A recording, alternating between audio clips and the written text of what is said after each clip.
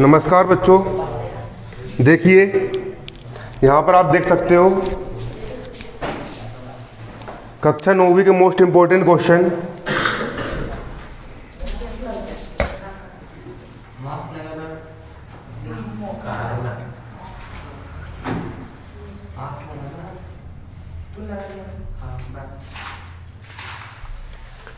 देखिए कक्षा 9वीं की गणित का अध्याय 13 पृष्ठीय क्षेत्रफल एवं आयतन प्रश्न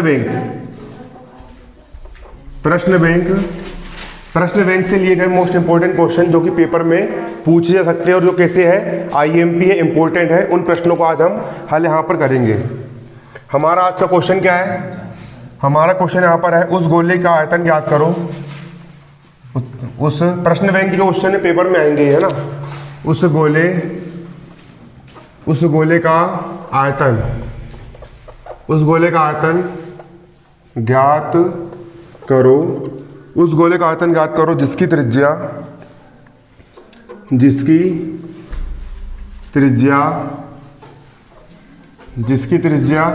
0.63 मीटर है। यहाँ पर हमारा सवाल ये बोल रहा है आप देख सकते हो उस गोले का आयतन ज्ञात करो, मतलब ऐसे गोले का आयतन ज्ञात करो, वॉल्यूम ज्ञात करो जिसकी त्रिज्या 0.63 मीटर है। इसको करेंगे हम यहाँ पर हल, और हल करने के बाद यहाँ पर हम लिखेंगे दिया है। यहाँ पर हम क्या लिखेंगे? यहाँ पर हम लिखेंगे दिया है। सवाल में क्या दिया गया है? सवाल में यहाँ पर दिया है गोले की त्रिज्या बराबर दी गई है 0.63 मीटर। यहाँ पर हम लिखेंगे दिया है। क्या दिया है? गोले की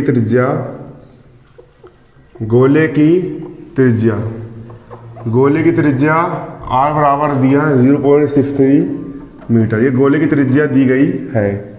हमको ज्ञात क्या करके लेके आना है? हमको यहाँ पर गोले का आयतन ज्ञात करके लेके आना है। हमको क्या पता लगाना है? गोले का आयतन यहाँ पर हमको ज्ञात करना है। तब यहाँ पर हम लिखेंगे ज्ञात करना है।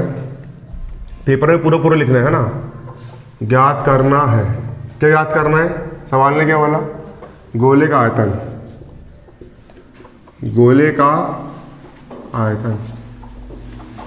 आयतन बराबर प्रश्नवाचक चिन्ह। गोले का आयतन यहाँ पर हमको ज्ञात करके लेके आना है। क्या ज्ञात करके लेके आना है?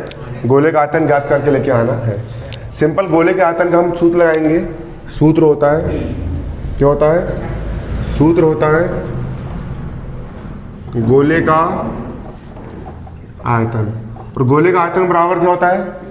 गोले का आयतन बराबर होता है 4/3 पाई r की घात 3।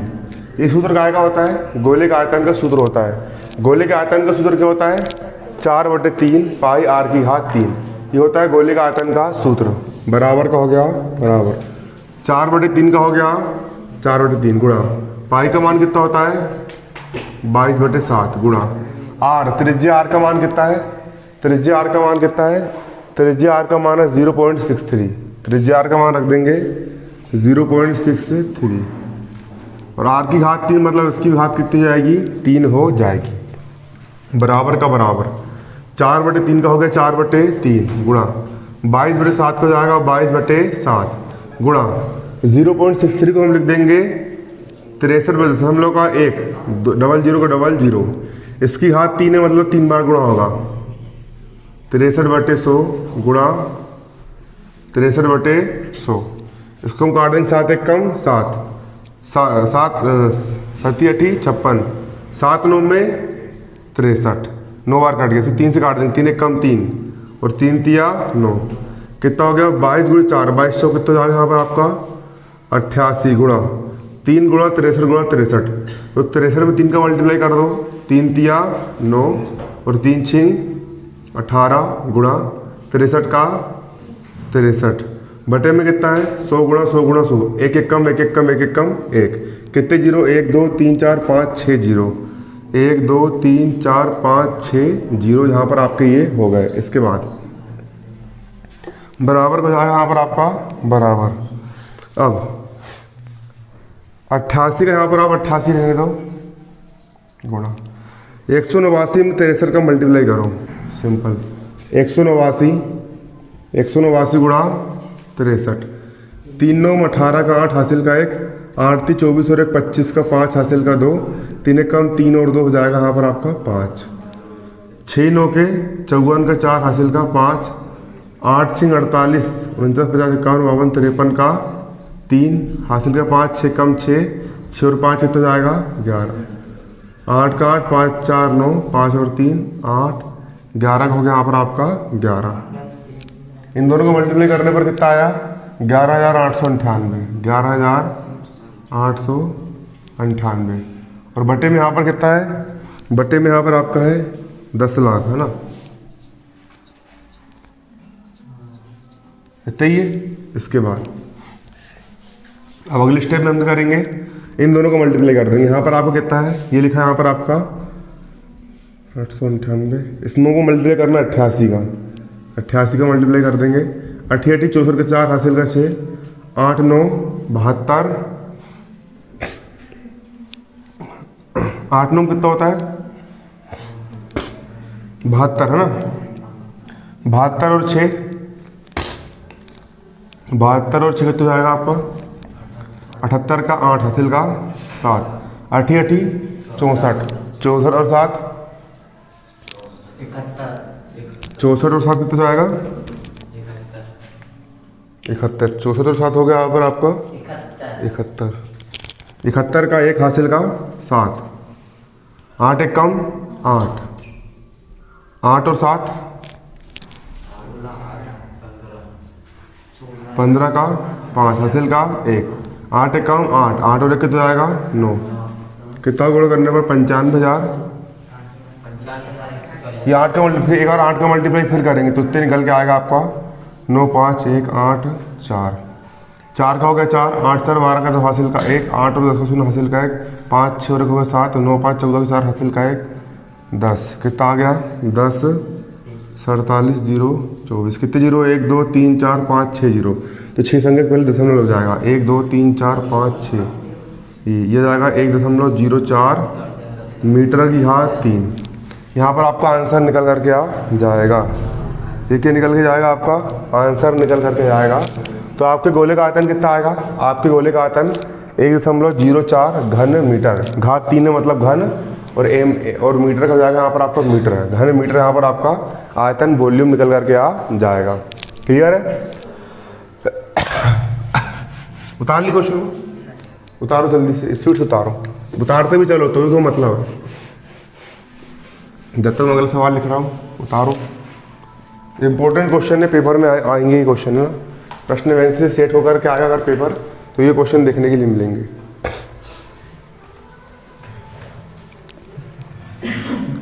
अगला क्वेश्चन यहाँ पर क्या बोल रहा है 8 मीटर लंबा 8 मीटर लंबा गुणा 6 मीटर चौड़ा गुणा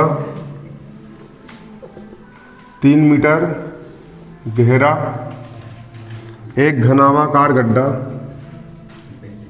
एक घनाभाकार गड्ढा खुदवाने में एक घनाभाकार गड्ढा खुदवाने में 30 रुपये प्रति घन मीटर की दर से 30 रुपये प्रति घन मीटर की दर से घन मीटर की दर से होने वाला व्यय ज्ञात कीजिए। होने वाला व्यय ज्ञात करो। अगला सवाल यहाँ पर हमारे ये बोल रहा है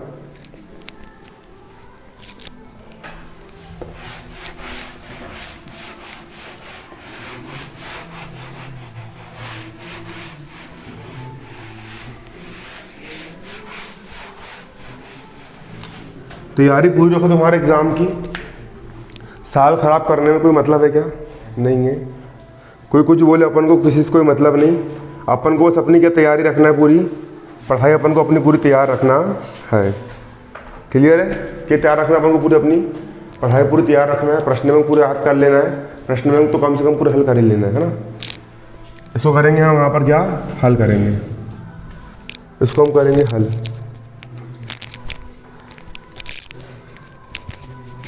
देखो इसको हम हल करेंगे।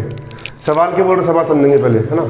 घनाभ, घनाभ किसको बोलते हैं, जो डब्बे होते हैं, जो कमरे वगैरह होते हैं, उसको अपन क्या बोलेंगे, एक प्रकार से घनाभ बोलेंगे। क्या बोलेंगे उसको अपन, घनाभ बोलेंगे। बोलेंगे घनाभ।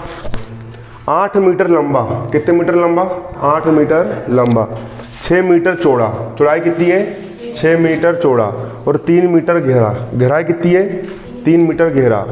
एक घनाभाकार गड्ढा खुदवाने में, घनाभ के आकार का अपन गड्ढा खुदवा रहा है, गड्ढा, गड्ढा खोदते हैं, टाका वगैरह खोदते हैं, वैसे घनाभाकार गड्ढा खुदवाने में 30 रुपये प्रति घन मीटर, मतलब कि 1 घन मीटर में खर्चा कितना आ रहा है, 1 घन मीटर में खर्चा आ रहा है अपन को 30 रुपये का। 30 रुपये प्रति घन मीटर की दर से होने वाला व्यय ज्ञात करो।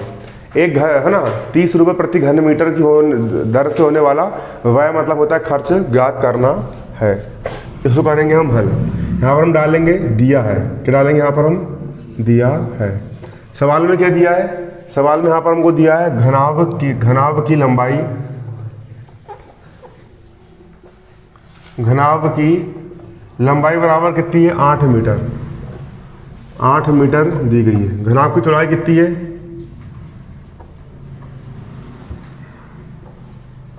घनाभ की चौड़ाई बराबर कितनी यहाँ पर आपकी 6 मीटर दी गई है, और घनाभ की गहराई कितनी दी गई है, घनाभ की गहराई, गहराई कितनी दी गई, 3 मीटर दी गई है। 3 मीटर यहाँ पर आपकी घनाभ की गहराई दी गई है। अब गड्ढा खुदवा रहा है, तो गड्ढा खुदवाने में हमको हमेशा आयतन निकालते, क्या निकालते हैं, आयतन निकालते हैं। घनाभ की तीनों के तीनों यहाँ पर विमाएं हमको दी गई है ऑलरेडी।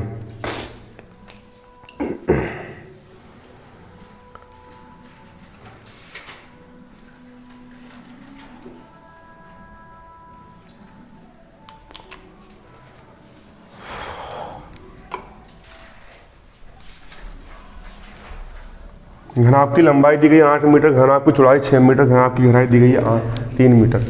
अब हम निकाल लेंगे घनाभ का आयतन, निकाल लेंगे, क्या निकाल लेंगे, घनाभ का आयतन। सूत्र लगाएंगे घनाभ का आयतन, और घनाभ का आयतन बराबर क्या होता है, घनाभ का आयतन बराबर क्या होता है, घनाभ का आयतन बराबर होता है लंबाई गुणा चौड़ाई गुणा ऊंचाई, ये होता है घनाभ का आयतन बराबर। लंबाई का मान कितना है, 8 मीटर, लंबाई का मान 8 मीटर गुणा चौड़ाई का मान कितना है, 6 मीटर गुणा ऊंचाई का मान कितना है, 3 मीटर है। 8 छिंग 48, 8 छिंग कितना हो गया, 48 गुणा 3 का हो गया 3 मीटर, मीटर मीटर जाएगा, मीटर घात कितना 3। 8 से 24 के 4 हासिल का 2, 4 से 12 और 2 14, मीटर की घात 3। मतलब कि हमारा जो गड्ढा खुदेगा, जो हमारा गड्ढा खुदेगा वो टोटल कितने घन मीटर का खुदेगा, 144 घन मीटर का हमारा गड्ढा खुदेगा। ये हमारा घनाभ का आयतन क्या है, हमारा है घनाभ का आयतन है। घनाभ का आयतन बराबर कितना, 144 घन मीटर। ये हमारा क्या है, घनाभ का आयतन है। क्या है, घनाभ का आयतन। अब यहाँ पर दिया है 30 रुपये प्रति घन मीटर की दर से खोदा जा रहा है। मतलब 1 घन मीटर खोदने में कितने रुपए लग रहे हैं, 30 रुपये का खर्च आ रहा है। समझ में आ रहा है क्या लिखा है यहाँ पर, 1 घन मीटर खोदने में कितने रुपए खर्च आ रहा है हमको, 30 रुपये का, है ना। तो यहाँ पर हम लिखेंगे 1 घन मीटर, 1 घन मीटर गड्ढा खोदने में व्यय, 1 घन मीटर गड्ढा खोदने में कितने रुपए खर्च आ रहा है, 30 रुपये खर्च आ रहा है ना। तो यहाँ पर हम लिखेंगे 1 घन मीटर गड्ढा खोदने में खर्च, 1 घन मीटर गड्ढा खोदने में कितने खर्च आ रहा है, 30 रुपये का खर्च आ रहा है। हमको कितने घन मीटर गड्ढा खोदना है, हमारा गड्ढा कितने घन मीटर खुद रहा है, हमको टोटल 144 घन मीटर गड्ढा खोदना है। जब मतलब एक चॉकलेट अगर 30 रुपये की है तो 144 चॉकलेट कितने रुपए की आएगी, दोनों को मल्टीप्लाई कर देंगे ना। उसी प्रकार जब 1 घन मीटर गड्ढा खुदवाने में हमको 30 रुपये खर्च आ रहा है, तो 144 घन मीटर गड्ढा खुदवाने में कितने रुपये का खर्चा आएगा, यहाँ पर हमको ये बताना है। क्लियर है ना। 144 घन मीटर गड्ढा खुदवाने में कितने रुपये खर्चा आएगा। 1 घन मीटर गड्ढा खोदने में 30 रुपये खर्च है, इसीलिए 144 घन मीटर गड्ढा खोदने में खर्च बराबर। हम 144 में कितने मल्टीप्लाई कर देंगे, 30 का मल्टीप्लाई, रुपए का हो जाएगा रुपए, कर दो गुणा। 3 चौक 12 का तो हासिल का 3 चौक 12, 13 का 3 हासिल का 3 एक कम 3 और 1 4, 0 का 0, 4320 रुपये का यहाँ पर हम खर्चा आएगा। कितने रुपये खर्चा आएगा, 4320 रुपये का हमको यहाँ पर खर्चा बनेगा।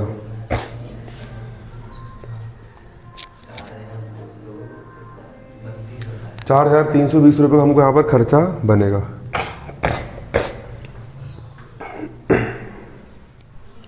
सवाल को उतारो, पूरा हल उतारो उसमें, जब तक मैं अगला क्वेश्चन लिखता हूँ।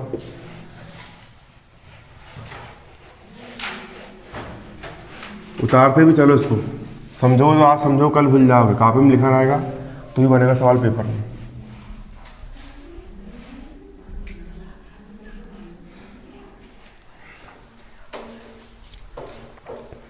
अगला सवाल क्या है, 14 सेंटीमीटर भुजा वाले एक ठोस घन को 14 सेंटीमीटर भुजा वाले एक ठोस घन को बराबर आयतन वाले 8 घनों में काटा जाता है। बराबर आयतन वाले 8 घनों में काटा जाता है। नए घन की भुजा की लंबाई ज्ञात करो।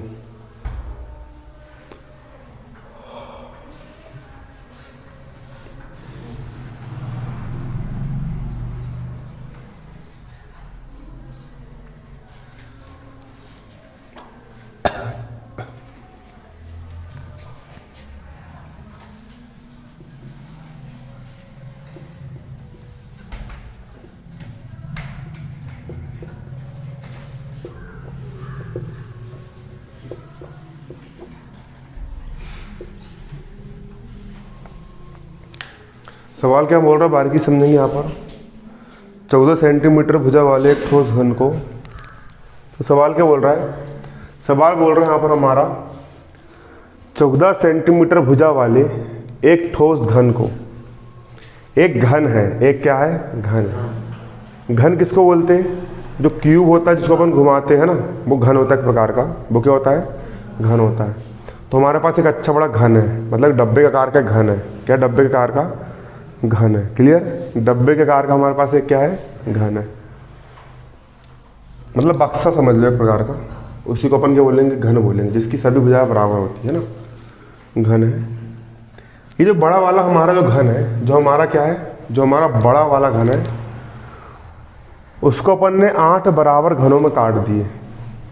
एक इधर से काटे, केक काटते ना जैसे कि ऐसा ऐसा, और बीच से खचाक से उड़ा दिए, है ना। तो अपने कितने घन निकल के आ गए, उसमें से 8 घन निकल के आ गए। कितने घन निकल के आ गए, 8 घन। 1 2 3 4 5 6 7 8, कितने घन निकल गए अपने, 8 घन निकल गए। 8 नए छोटे छोटे घन प्राप्त हो गए हमको। कितने घन प्राप्त हो गए, 8 नए छोटे छोटे घन प्राप्त हो गए। तो नया वाला जो घन प्राप्त हुआ, छोटा वाला, उस घन की भुजा कितनी है, बड़े वाले घन की भुजा कितनी है अपनी, 14 सेंटीमीटर। लेकिन जो छोटा वाला अपन को जो घन प्राप्त हुआ, उस छोटे वाले घन की भुजा कितनी है, यहाँ पर हमको ये बताना है। सवाल सरल है, घबराने वाली कोई बात नहीं है।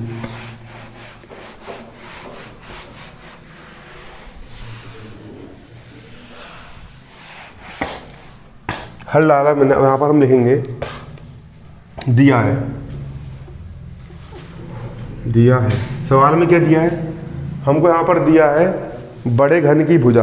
यहाँ पर हमको क्या दिया है, यहाँ पर हमको दिया है बड़े घन की भुजा।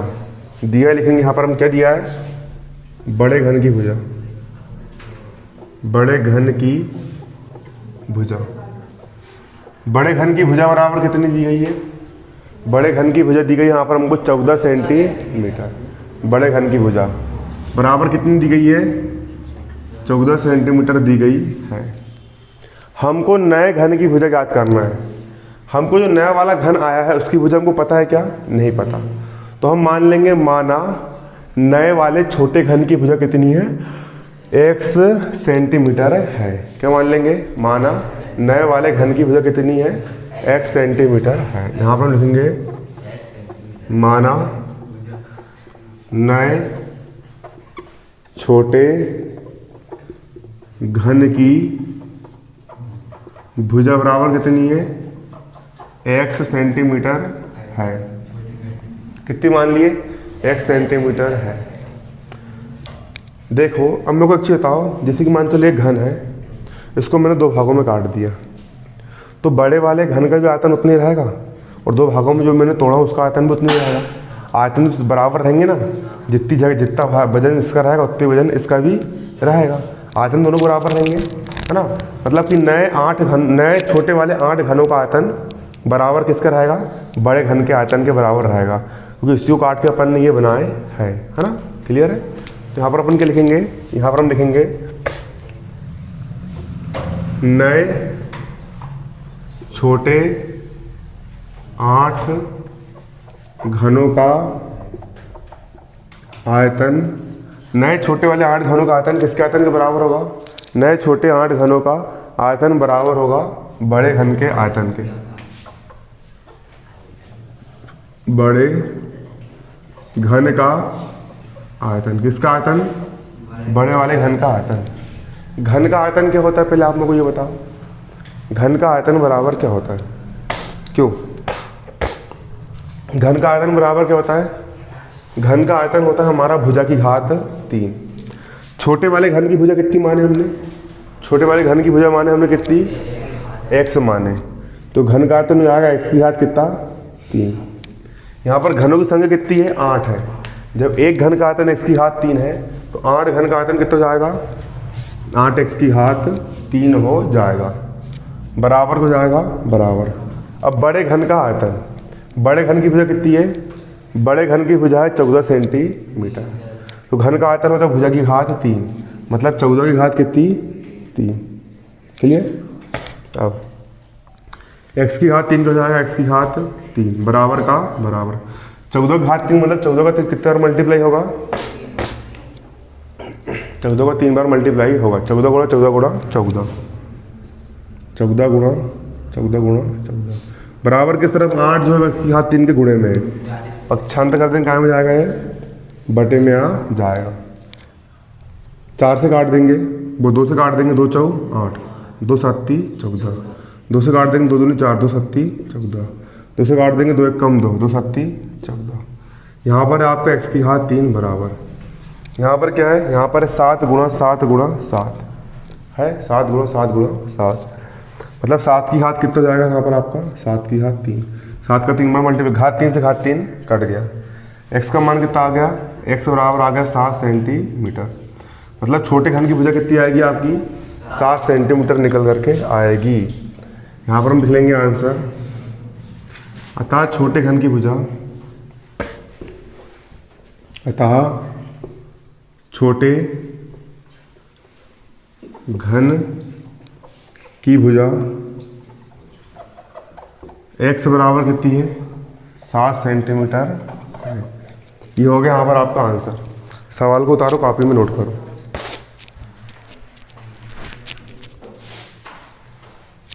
सवाल उतार दो, कॉपी में नोट करो।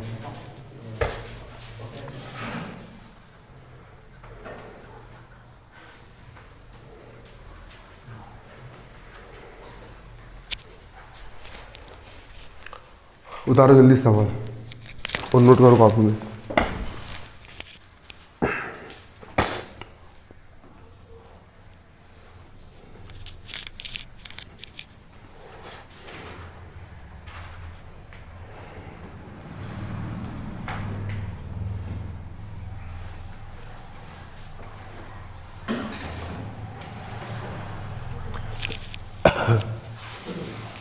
उतारो सवाल।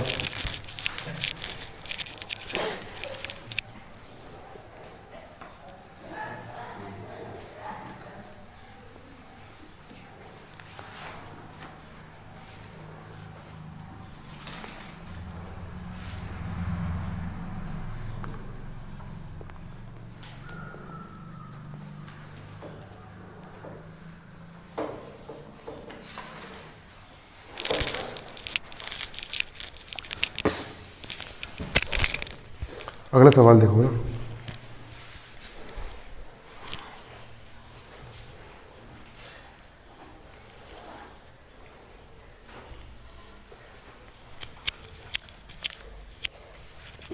अगला सवाल देखो क्या बोल रहा है अगला सवाल।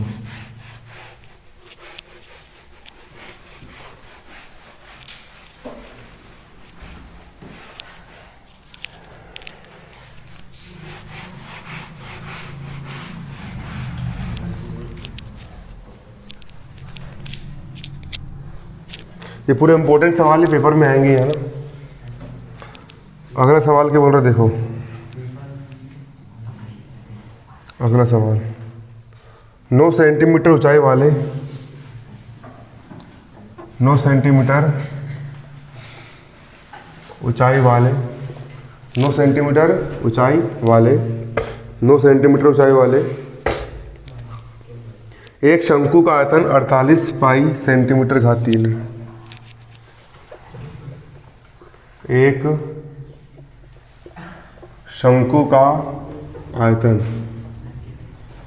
शंकु का आयतन कितना है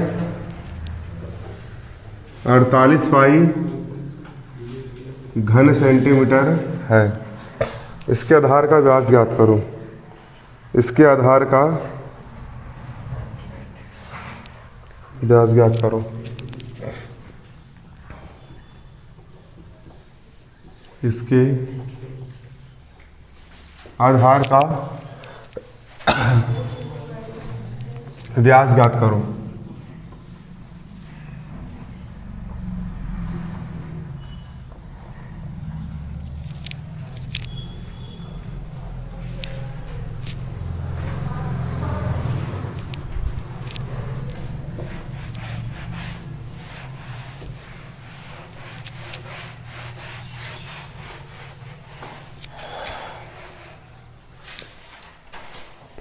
देखो यहाँ पर सवाल क्या बोल रहा है।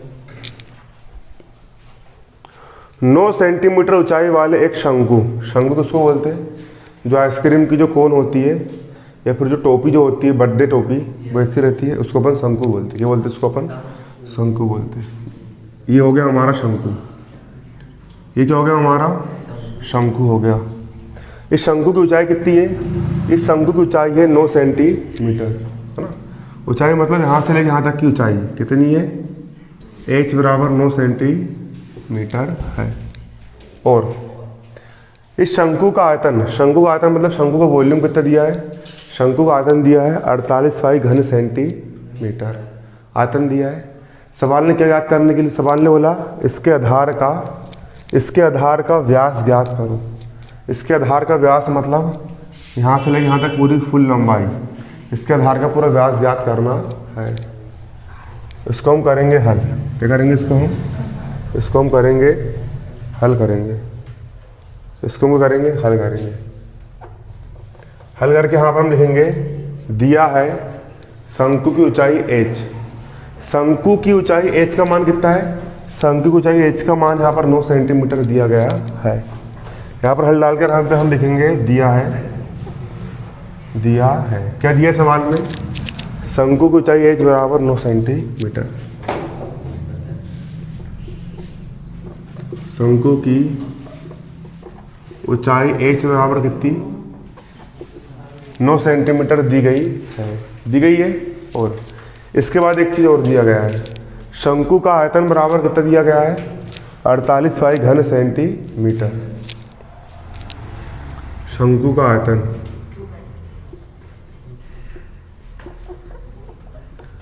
शंकु का आयतन बराबर कितना दिया गया है? 48 पाई घन सेंटीमीटर।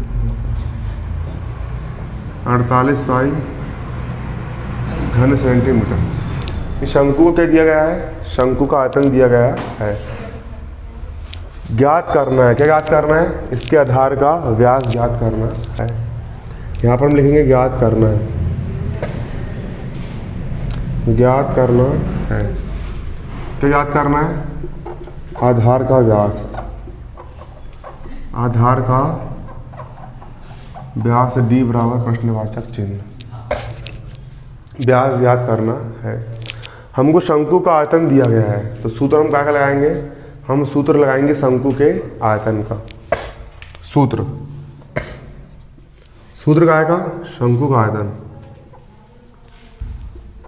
शंकु का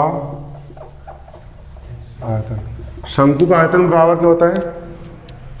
शंकु का आयतन बराबर होता है 1/3 पाई आर स्क्वायर एच। ये क्या होता है हमारा? शंकु का आयतन होता है। शंकु का आयतन क्या होता है? 1/3 पाई आर स्क्वायर एच। ये क्या होता है हमारा? शंकु का आयतन बराबर हो गया, बराबर शंकु के आयतन का हमारा क्या होता है? सूत्र होता है 1/3 पाई आर स्क्वायर एच। 1/3 को जाएगा 1/3। पाई का मान कितना? पाई का मान रख दो, पाई का हो गया पाई। त्रिज्या आर स्क्वायर का मान नहीं बता, आर स्क्वायर का आर स्क्वायर। एच का मान कितना दिया है? ऊंचाई एच का मान दिया है 9। शंकु का आयतन कितना दिया है? शंकु का आयतन, शंकु का आयतन का मान कितना दिया है? शंकु का आयतन बराबर दिया 48 पाई। कितना दिया है? 48 पाई दिया। बराबर किस तरफ? पाई से पाई क्या हो गया? कट गया। 48 का हो गया 48। बराबर किस तरफ? 3 जो है वो बटे में, पक्षांतर करेंगे 3 काय में जाएगा? गुणे में। बराबर किस तरफ? 9 गुणे में है, पक्षांतर करेंगे 9 काय में जाएगा? बटे में। बराबर का बराबर आर स्क्वायर हो जाएगा आर स्क्वायर। 3 से काट देंगे, 3 एक कम 3 और 3 तिया 9। 48 को भी 3 से काट देंगे, 3 एक कम 3, 3 एक कम 3, 4 में से 3 का बचा 1, 1 पे 8 18, 3 छिंग 18। इधर कितना बचा आपका? 16 बचा। 16 बराबर आर की घात 2। 16 बराबर आर की घात 2।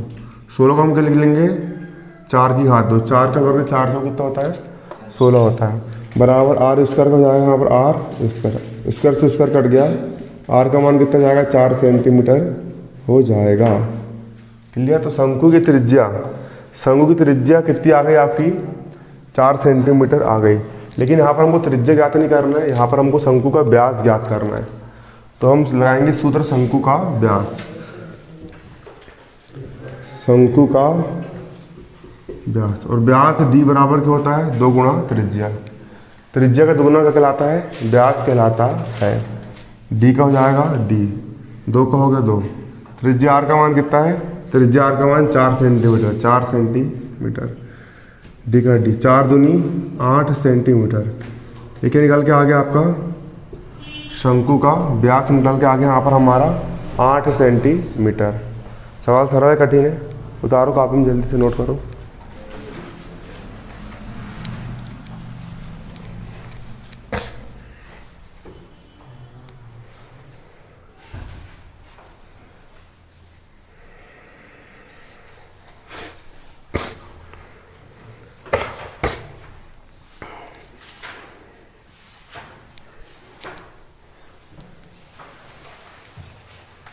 देखो, तुम लोग को एक बात मैं फिर से बोलूँगा, है ना? एमपी बोर्ड था, पहले क्या बोला उसने? नई शिक्षा नीति आएगी, लेके आया। उसके बाद फिर क्या बोला उन्होंने 5 दिन बाद कि पेपर पुराने पद्धति के अनुसार होंगे। फिर उसने नया वाला ब्लूप्रिंट निकाला, फिर नए वाले ब्लूप्रिंट को उसने फिर बंद कर दिया, है ना? उसके बाद क्या बोला? नया वाला प्रश्न बैंक निकाला, फिर प्रश्न बैंक फिर बंद कर दिया। फिर रिड्यूस सिलेबस उसने निकाल करके लेके आया, लाया निकाल के, कि निकाल के लाया उसने? एमपी बोर्ड ने रिड्यूस सिलेबस निकाल के लेके आया। उसके बाद जो रिवीजन टेस्ट हुए थे तुम्हारे रिवीजन टेस्ट, उसमें रिड्यूस सिलेबस उसने लेकर के आया नहीं। उसके बाद फिर अर्धवार्षिक परीक्षा लिया उसने, लिया अर्धवार्षिक परीक्षा। फिर अर्धवार्षिक परीक्षा का उसने क्या करा? तो कहने का मतलब ये है कि कभी भी कुछ भी काम कर रहा है, बुटपटांग काम कर रहा है, तुम ये सब झमेले में बिल्कुल मत पढ़ो, है ना कि नहीं? कभी भी कोई सी भी खबर आ रही है, पेपर होंगे कभी नहीं होंगे। कल ही बोलते पेपर नहीं बोल रहा हूँ, ऐसी बोल दी थी मजाक में करके। अब मजाक में चक्कर में यहाँ पे तो बच्चा फेल हो जाएगा, है ना कि नहीं? मंत्री ने बोल दी मजाक में पेपर कैसे होंगे? ओपन बुक से होंगे। और कल क्या बोलते हैं कि फिर से पेपर हो रहा है। ये भी हो सकता है कल को कि 10 तारीख आए और 10 तारीख तक बच्चे लोग को लग रहा है ये पेपर होंगे नहीं अपने करके, और एकदम से अचानक बोल दे तुम लोग को कि पेपर कैसे ले रहे तुम्हारे करके? ऑफलाइन ले रहा है। जिनकी तैयारी नहीं बोलो तो सिर जाएंगे, फिर से वो भी पढ़ना पड़ेगा। इसलिए सब झमेले में बिल्कुल मत पढ़ो, अपनी तैयारी करो, तैयारी अपनी तरफ से पूरी रखो और डबल मेहनत करना शुरू कर दो, है ना कि नहीं? पेपर में बिल्कुल 100 में 100 अपन को % लेकर के आना है। पेपर कैसे भी हो, चाहे ओपन बुक से हो, चाहे लिखित पेपर हो, कैसे ही पेपर हो, अपन को अच्छे अच्छा लिख करके आना है और पेपर में 100 में 100 नंबर लेकर के आना है। आ रहा समझ में, है ना।